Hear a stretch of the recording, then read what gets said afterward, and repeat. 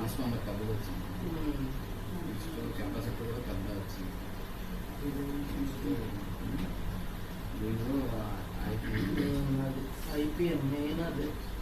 మిగతా అన్నీ ఏంటంటే మన పవర్ సప్లైలో ఎస్ఎంపిఎస్ వాడచ్చు, ప్లస్ ఇదేంటంటే లోడ్ ఎక్కువ కదా, అందుకని ట్రాన్స్ఫార్మర్ పెద్ద హెవీ కెపాసిటీలో లోడ్ యాంపియర్ కోసం తీసుకున్నాడు.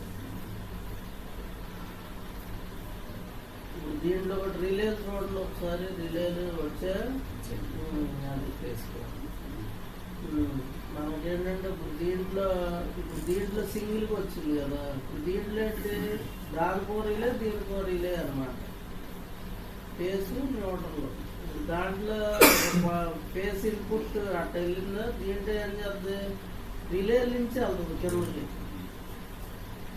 అది